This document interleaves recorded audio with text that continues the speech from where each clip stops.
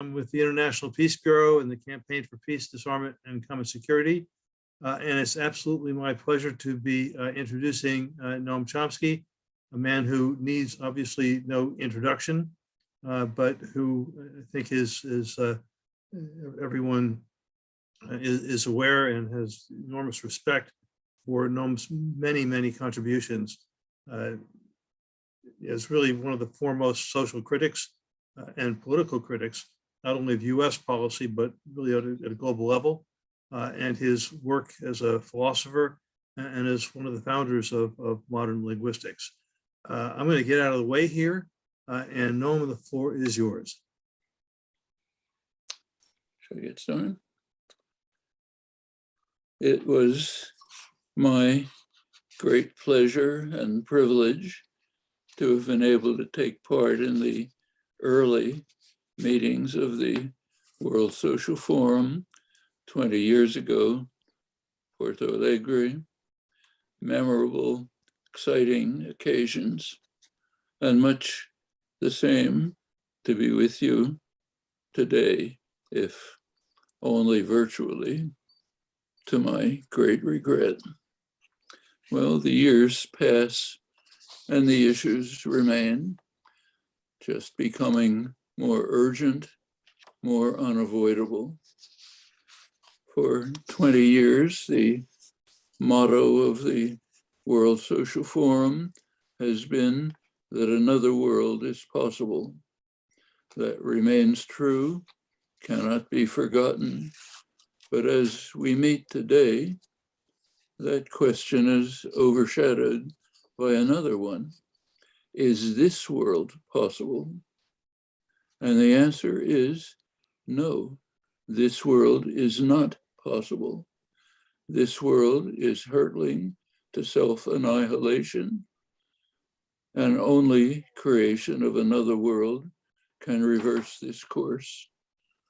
Luckily, another world is still possible, though the chances of achieving it are diminishing at an ominous rate.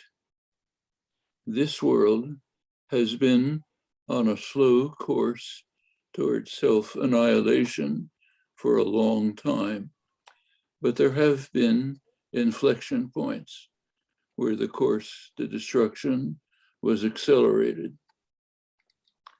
One of them is a day that has been indelibly etched into my own memory, also others too of my generation, August 6th, 1945. On that day, I happened to be at a summer camp where I was a counselor. In the morning, the loudspeaker announced that the United States had destroyed Hiroshima with an atomic bomb. There was some cheering, then everyone went off happily to their next activity, swimming, baseball, whatever it might be. A little later, I was able to pick up some newspapers and found that the general reaction was much the same, cheering that the war was over, and then on to the next activity. Events carried a double lesson. One lesson was that human intelligence in its glory had devised means for self-annihilation. The second lesson is that human intelligence had not developed the moral capacity to comprehend what it is doing and to control its death wish. To be precise, it's not just annihilation of our own species. We are also bringing down much of life with us. Beetles and bacteria should do all right. And there's a further qualification.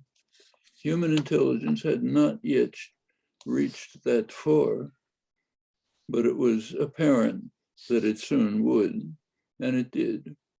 In 1953, when the United States and then the Soviet Union exploded thermonuclear weapons. The capacity to destroy everything, great achievement. Putting these qualifications aside, let's go back to the essential lesson.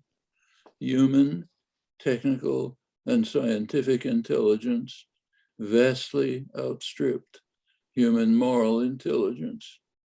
The capacity to destroy is not matched by the ability to understand what we are doing and to change course. Those who see the stark resemblance to today are not mistaken. There were some who did understand what we were doing and the need to change course. Among them were the scientists who established the Bulletin of Atomic Scientists and the famous doomsday clock with the hand set a certain distance from midnight. Midnight means termination of the human experiment on Earth. The clock provides a kind of measure of the gap between technical and moral intelligence. The clock was first set in 1947, 7 minutes to midnight. In 1953, with the explosion of hydrogen bombs, the minute hand was moved forward to 2 minutes to midnight. Since then, it's oscillated, reflecting analyses of the world situation. It did not reach 2 minutes again until the Trump years. In his last year in office, the analysts abandoned minutes, switched to seconds, 100 seconds to midnight. That's where the clock stands now. Next January, it'll be set again, and wouldn't surprise me if it moves closer to termination. In 1945, it was not known that another inflection point was coming. Poisoning of the atmosphere and a new geological epoch, what geologists call the Anthropocene, an epoch in which human activity radically influences the global climate and not to its benefit. Well, add another personal anecdote. I learned how serious this was 50 years ago when in one single week, I received phone calls from two friends. One was the chair of earth sciences at Harvard. The other was the head of meteorology at MIT. Both of them informed me of new evidence that had just appeared, that CO2 levels in the atmosphere were sharply accelerating and that we were heading towards catastrophe. Well, as we all now know, the dread news was also well known to the executives of the fossil fuel companies. Their scientists, in fact, were in the lead in researching these matters and exposing the grim consequences. The response of the executives was to accelerate the destruction and to kill any threat that the population might understand their grim fate. Some of these steps towards annihilation are not as well known as they should be. They're instructive. One important case is what happened to the Republican Party, which will soon be taking power in the United States, so it appears. Perhaps virtually permanent power if its quite open efforts to undermine American democracy succeed. The party is 100% denialist, a matter of extraordinary significance.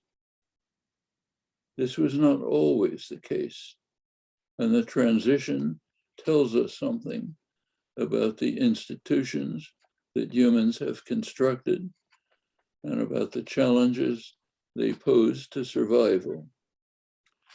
Let's go back to 2008, election year. The Republican candidate for president was John McCain. He had a climate plank in his program. Not very much, but something. Republican legislators were also beginning to consider similar efforts. Well, as soon as the huge Koch brothers energy conglomerate got wind of this, they leaped into action.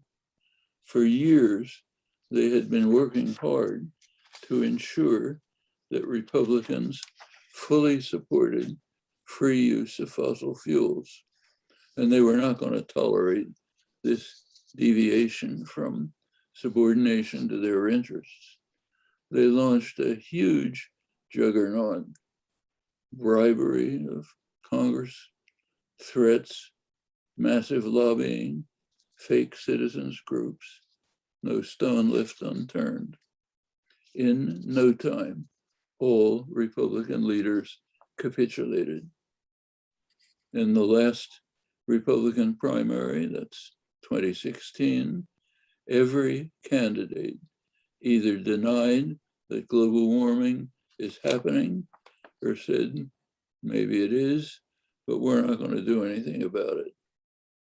The victor, Donald Trump, went all out in maximizing the use of fossil fuels, including the most destructive of them, and dismantling regulations that might protect the environment.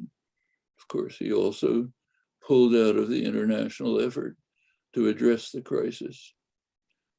Donald Trump owns the party, which is very likely coming back to total control of the government.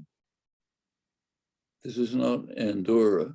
This is the government of the most powerful country in human history. And that's not a joke for our sad world.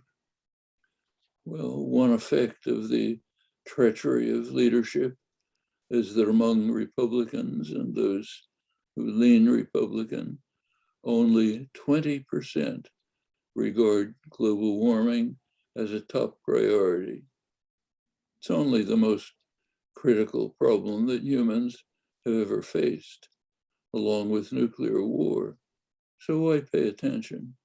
So our leaders and their media echo chamber tell us. Actually, global warming has been factored into the setting of the doomsday clock in recent years, along with a third factor, the deterioration of the domain of rational discourse, which offers the only hope for escape from catastrophe. The example of the fossil fuel companies may be misleading. They're simply following normal capitalist principles that Adam Smith described 250 years ago.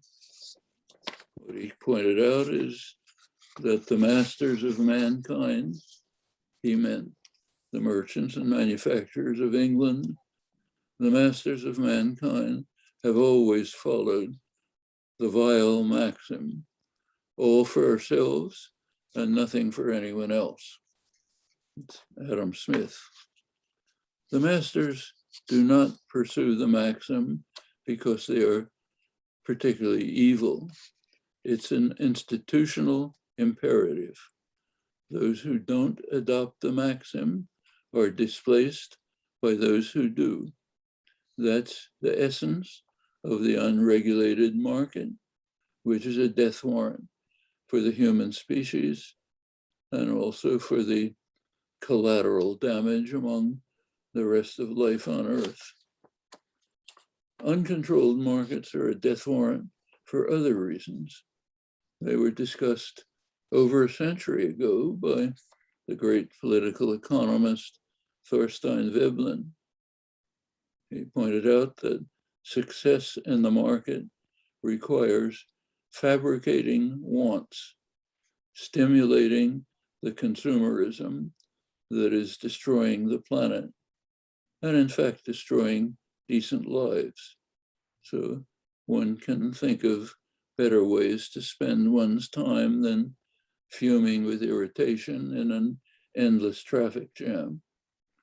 Huge industries are devoted to inducing us to adopt such a lifestyle, not the better world that is possible with institutions devoted to human need rather than to private profit and destruction of the environment that sustains life. So here we are, contemplating human intelligence. It has contrived effective means of self-annihilation. It's constantly toying with their use right now, in fact. It's also devised social institutions that are a death warrant. And it has so far failed to close the yawning gap between the capacity to destroy and the capacity to create that other world that is possible. And that's where the World Social Forum comes into the picture. Its task is to close that gap. We know what must be done. We know how to rid the world of nuclear weapons, at the very least, to reconstruct the arms control regime that the Republican Party has been dismantling for 20 years, and to carry this regime forward towards elimination of this scourge. We know how to do that. There are also detailed, quite feasible proposals as to how to overcome the climate crisis and to move on to a much better life.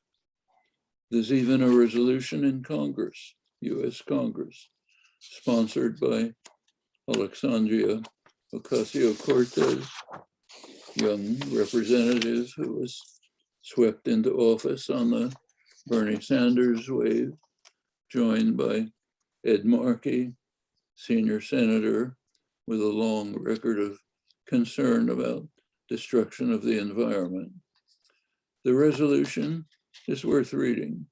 It spells out in extensive detail a sensible and feasible approach to ending the crisis and opening the way to a much more livable world. It's not the only such program. You can read them on the International Energy Agency, which is based on the energy corporations. Several economists, including my colleague Robert Pollin, have worked out detailed proposals, all pretty much similar. They can be implemented. Right now in Congress, it's just a resolution. With enough intense popular effort, could become legislation and be enacted. Same is true in other countries. The window of opportunity is brief and closing, but it's still there. Changing lethal social institutions is a greater challenge, but it's also one that can be met with dedicated effort. So we know how, but can it be achieved? The answer is in your hands and the hands of others like you. We might place this question in a broader context. You are all, I presume, familiar with physicist Enrico Fermi's famous paradox. In brief, Where are they? He's a distinguished astrophysicist, knew that there are a huge number of planets within the reach of potential contact that have the conditions to sustain life and higher intelligence. But with the most assiduous search, we can find no trace of their existence. So where are they?